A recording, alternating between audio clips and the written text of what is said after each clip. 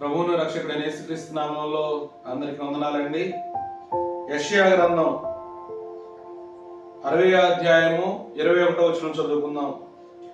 నీ జనులందరూ నీతిమంతులైందురు, నన్ను నేను మహింపరచుకున్నట్లు వారు నేను నాటిన కొమ్మగాను నేను చేసిన పనిగాను ఉండి దేశమును శాశ్వతముగా స్వతంత్రించుకొందురు.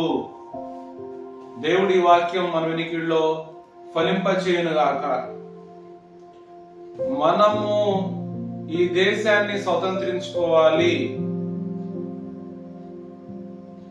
మన గ్రామాన్ని స్వతంత్రించుకోవాలి, మన కుటుంబాన్ని స్వతంత్రించుకోవాలి, దేవుని నామం మహింపరచబడాలి. మనం స్వతంత్రించుకున్నట్టు ద్వారా అంటే మనము ఎలా ఉండాలి అంటే వాక్యం స్పష్టంగా చెప్తుంది, నేను నాటిన కొమ్మగాను నేను చేసిన పనిగాను ఉండాలి. దేవుడు నాటిన కొమ్మ, దేవుడు చేసిన పని ఎంత లోతుగా మనం ఈ విషయాన్ని అర్థం చేసుకోవడానికి ప్రయత్నం చేయాలో. నేనెవరిని? దేవుడు నాటిన కొమ్మని. నేనెవరిని? దేవుడు చేసిన పనిని.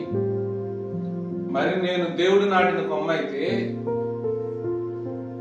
దేవుడు చేసిన పని అయితే ఆయన కొరకే ఫలించాలి కదా, ఆయన కొరకే ఫలము కాయాలి కదా, నా నుండి ఫలము రావాలి కదా.